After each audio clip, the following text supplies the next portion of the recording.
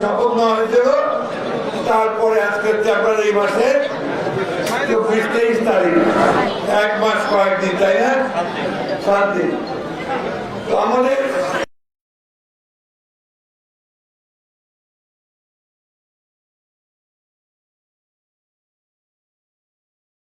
আগে কদিন আগে কারণও পাচ্ছিল দিনাজপুর এই কাছে, একদম কাছে আমাদের। ওটা উনি আসছিলেন এই খাল কাটতে। এই খাল কাটা ওনার বাবা শুরু করেছিলেন সেই 1976 সালের দিকে। ওই খাল যদি আজকে কাটা অব্যাহত থাকতো তাহলে আমাদের পানির সমস্যা থাকতো না। আমরা এলাকার মানুষ খুব পানির সমস্যা থাকি, তাই না? আপনাদের এই রায়পুরে আসবার সময় দেখিল গমলা সব পড়ে গেছে, বৃষ্টি হয়েছে, গম সব পড়ে গেছে না?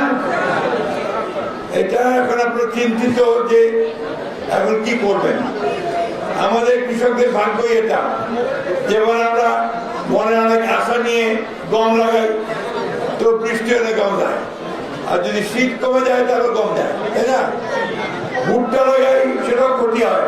আর এবার আলু যারা লাগাইছিলেন তারা তো শুতে গেছেন, ঠিক না? ঠিক কথা খাওয়া দিত। এই সমস্যাটা আমরা বুঝি বলে আমাদের নেতা তারেক রহমান সাহেব বুঝেন বলে নির্বাচনের আগে কত প্রতিশ্রুতি দিচ্ছিলেন। তার মধ্যে একটা ছিল কৃষকরা ঋণগ্রস্ত হয়ে যায়, পরে ব্যাংক থেকে লোন নেয়, শোধ করতে পারে না, তখন আপনার নালিশ হয়, মামলা হয়, তারপরে মামলাতে ক্লোক হয়ে অবরোধ বন্ধের ছাড় হতে যায়, ঠিক না? ওই অবস্থার পরিবর্তন করেছিলেন ম্যাডাম খালেদা জিয়া।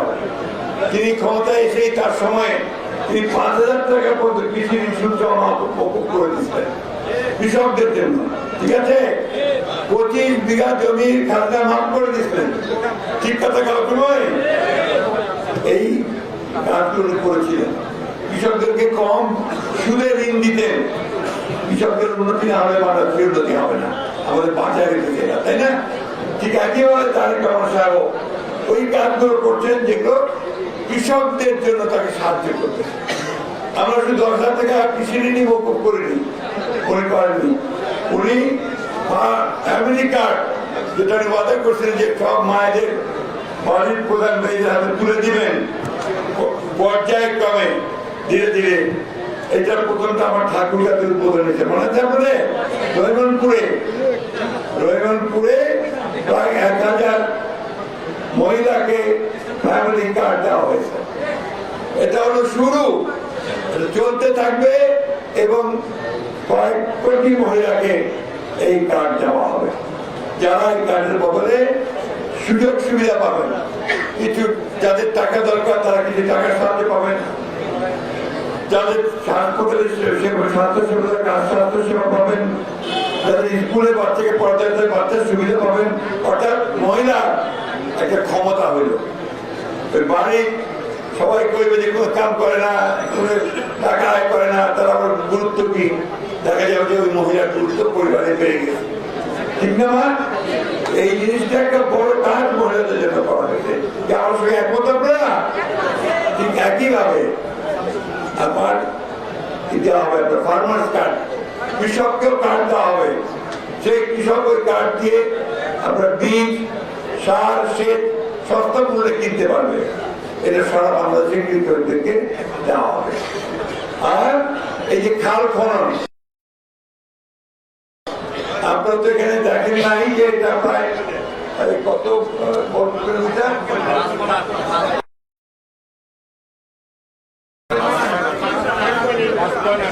5.8 কিলোমিটার খাল কাটা হবে। আমি ইঞ্জিনিয়ার সাহেবকে বলছি যে এই যে খালটা কাটা হবে ঠিক আছে, কিন্তু পানি আসবে কোথেকে? আরেকটা নদী আছে, নদীটাতে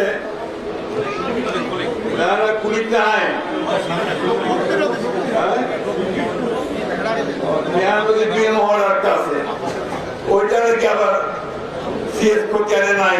আমি ডিসি সাহেবকে বলছি দেখতে কি ব্যাপার, যাতে করে কন্টিনিউটিটা আমরা রাখতে পারি, ভবিষ্যতে নিতে পারি। আরেকটা কথা বলি আপনাকে, এই খাল কাটার যিনি মন্ত্রী, প্রতিমন্ত্রী আপনাদের সামনে বসে আছেন, কিছুক্ষণ আগে বক্তৃতা করলেন আমার এই ছোঁয়া, আমার পাশর আপনার পঞ্চগড়, এই দেবীগঞ্জ বোলা, আর বাড়িতে একেবারে মোটরসাইকেল লাগা, একদম লাগা। তো আমার ছাত্র খুবই কাজের ছেলে, উদ্যোগী। আমি তাকে বলছি যে ভাই প্রজেক্টটা যেন কমপ্লিট,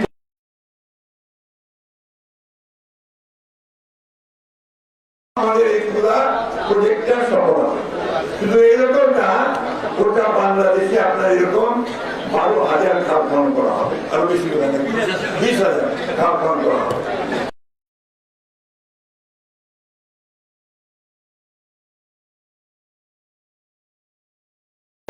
ওই যে কিছু সংখ্যক নেতারা বাড়িতে খালি বেশ তো দেওয়ার টিকিট আছে, ঠিক কিনা? এত করেন না কেন? তো বেশ তো নিতে পারলো না। এবার আমরা আমাদের কাজ দিয়ে ইনশাল্লাহ আমরা বেসতে যাবো, আমাদের কাজ দিয়ে ইবাদত করে আমরা ইনশাল্লাহ বেসতে যাওয়ার অবস্থা করবো। একটা জিনিস মনে রাখবেন, ধর্মটাকে বিক্রি করে কিছু করা যায় না।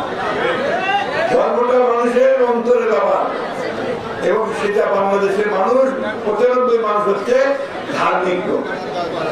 ধর্মকে তারা ভালোবাসে, শ্রদ্ধা করে, সম্মান করে, ধর্ম নিয়ে ব্যবসা পছন্দ করে, এইটা মনে রাখতে হবে আমাদের, ঠিক না?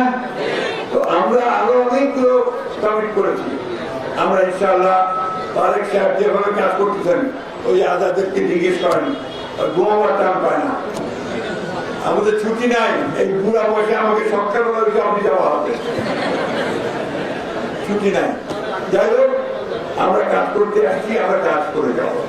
আমার মা বোনদের কাছে একটা নিবেদন, আপনাদেরকে সবার আগে ওটা ভুলায়, ওই পেটে আমার কথা নয়, ভুলায় যাবে, ওই কথায় ভুলবেন না। আমার ইবাদত ছাড়া, আল্লাহ সন্তুষ্টি বিধান ছাড়া আমি বেরোতে যেতে পারবো না। আমাকে নামাজ, রোজা, অন্যান্য সব কাজগুলো করতে হবে, ঠিক না? আর সবার আগে কি হতে হবে? সৎ হতে হবে। প্রত্যেকটা কোরআনের প্রত্যেকটা জায়গায় থেকে সবচেয়ে জোর দেওয়া যে সৎ ভাবে জীবন যাপন করো, তোমার রুজিটা যেন হয় হালাল। হারাম রুজি গেলে কিন্তু আপনার কোনোদিন কাজে দেওয়ার মতো ক্ষতি হবে। ওই জন্য আমি সবাইকে অনুরোধ করবো ভাই, বিশেষ করে যারা আমাদের রাজনীতি করেছেন, বিএনপি, আমি বিএনপিকে করি, সরকারি কর্মকর্তাদের বলি, পানি উন্নয়নের কর্মকর্তাকে বলি, যারা কাজটা নিয়েছেন তাদেরকে বলি, সৎভাবে খালটা কাটবেন, যাতে আলাদা খুশি হয়, মানুষ খুশি হয়। কেউ যেন অভিযোগ না করে যে ভাই আপনি তো উদ্বোধন করে দেখে চলে গেলেন, তারপর আর একটা কোথাও করে নেই, মাটিও করে নেই, ওইভাবে বলি নিয়ে দেখে বিলে চলে গিয়েছে। এগুলো যেন না হয়। আমি ডিসি সাহেবকে অনুরোধ করবো, আপনি যদি আমাদের খারাপ খবর আছে, আমাদের ডিসি মহোদয় আমাদের সঙ্গে আর থাকতেছেন না, ওনার পারিবারিক কারণে উনি আমাদের ছেড়ে চলে যাচ্ছেন। আমরা সবাই তাকে এখানে চাই, কিন্তু মানুষের পারিবারিক ব্যাপার নিয়ে তো আমরা হাত দিতে পারবো না, তাই না? আমরা দরকার আল্লাহ তার কাছে যে দোয়া করবেন, যেখানে যাবেন সেখানে যদি ভালো করবেন, এই বিশ্বাসটা আমার আছে। যাই হোক, আমি যে কথা বলতে চাচ্ছি আবার বলি, আপনাদেরকে কিন্তু আরো শৃঙ্খলা রাখতে হবে। আজকে আমি এখানে এসে আপনাদের শৃঙ্খলা দেখিনি, এটা খুব কষ্ট পাই। আপনাদের শৃঙ্খলা থাকবে না কেন? প্রত্যেকটা জিনিস সুন্দর বুঝাই করবেন, তাহলে কাজটা ঠিক হবে, তাহলে হবে না। একটা কথা আমাদের মনে রাখতে হয় যে আমাদের জাতি হিসাবে যদি উপরে উঠতে হয়, শৃঙ্খলা ছাড়া কেউ উপরে উঠতে পারে না। এখন তো একটা বড় সংকট দেখা দিয়েছে না, তেল নাই, যুদ্ধ লাগছে আপনার যে ইরান আর আমেরিকা ইসরায়েলের, তেলের সাপ্লাই কম। এরপর হঠাৎ দেখা গেল যে আমার ঠাকুরগাতে একটা পেট্রোল পাম্প ভাঙিয়ে দিলে, সোয়ালা ভাঙিয়ে দিলে, কেন? দিমাগকে কি করছে, দিবা চায় না নাকি? তো ভাই তুমি পাম্পটা ভাঙলো কেন? অভিযোগ থাকলে যারা দায়িত্বশীল আপনাদেরকে বলো, পাম্প ভাঙলো তৈরি, মদ ব্যবসা তৈরি করতে দিব না, মদকে আমরা কঠোর হস্তে দমন করবো। ধন্যবাদ দেই। ওই রাত্রে উনি 7 দিন কাজ করছেন। এটা সবাই সাবধানে থাকবেন, কোথাও গায়ের জোরে আইনের বাইরে গিয়ে কোনো কাজ করবেন না, এটা আমরা হতে দেব না। এটা মাথায় রাখবেন, আইন কানুন মাইনে চলবেন। সরকার আপনাদের যেটা আসছে ইনশাআল্লাহ বিএনপি সরকার, আমাদের শহীদ প্রেসিডেন্ট জিয়া রহমানের প্রতিষ্ঠিত দলের সরকার, আমাদের গণতন্ত্রের মাতা সারা জীবন ধরে গণতন্ত্রের সংগ্রাম করে লড়াই করে চলে গেছেন তার দল এবং তাদের পুত্র তারেক রহমান সাহেব আজকে আমাদের নেতা প্রধানমন্ত্রী। তিনি একটা মুহূর্তে বসে থাকতেছেন না, কাজ করতেছেন এবং এই কাজটি সকলকে নিয়ে করতে, মানুষকে নিয়ে করতেছেন। হয় আমরা কাজ করিবার চাই। আমার বয়স হয়ে গেছে, অনেকদিন ধরে দেখতেছেন আমাকে, তাও কি মুখে বসে আছি, আসিতেই যে এত কষ্ট করে তো আসি যাই সব জায়গায় দৌড়ে কেন, যে আমরাও তার সঙ্গে চালিয়ে যেটাকে সমর্থন দিয়ে আমরা এগোতে চাই। তবে সবকিছুর নিয়ম আছে, 117 দিনে 3 দিন 4 দিনে 7 দিন যাবে, সব কিছু চায় পাই যাবে, চান দিব হবে নি, সময়টা দিবেন, ধৈর্য রাখবেন। যাই হোক, আপনাদের এই কাজটা সুন্দরভাবে হোক, সেটা আমরা সবাই দেখবো। আর এই এলাকার বিশেষ করে এই মসজিদে যারা কাজ করছেন তাদেরকে আমি এটুকু কথা দিচ্ছি যে আমরা সকল শক্তি দিয়ে আপনাদের এই মসজিদকে আমরা সহযোগিতা করবো, ঠিক আছে? বসনা ভাই প্লিজ, আপনারা আরো অনেকগুলো দাবি দিয়েছেন, এই দাবিগুলো আমাকে দিতে হবে, এই দাবিগুলো আমার কাছে সব আছে। আমরা যখন ইলেকশন করি তার আগে আমরা সমস্ত কিছু আমরা নিয়েছি আপনাদের কাছে, তাই না? এই যে রাস্তা, তারপরে আপনার হাট বাজারের উন্নতি, স্কুল কলেজগুলোর উন্নতি, মাদ্রাসার উন্নতি, প্রাইমারি স্কুলের উন্নতি। অনেকগুলো প্রাইমারি স্কুল আছে তার কোনো বিল্ডিং এ নাই, আছে না? ওই আপনার হাওড়ার হাট থেকে এখন আপনি ওই দিক সুন্দরপুর যাওয়ার রাস্তাটা একদম সবসময় খারাপ হয়ে গেছে, তেঁতুলিয়া খারাপ হয়ে গেছে, রাস্তা পুরো খারাপ। এই জায়গাগুলো আমরা সব চিহ্নিত, আমরা কি কি কাজ করতে হবে প্রত্যেকটা ইউনিয়নে, এগুলো আমরা সব তালিকা আমরা ইতিমধ্যে আমার মন্ত্রণালয়ের মধ্যে পড়ে।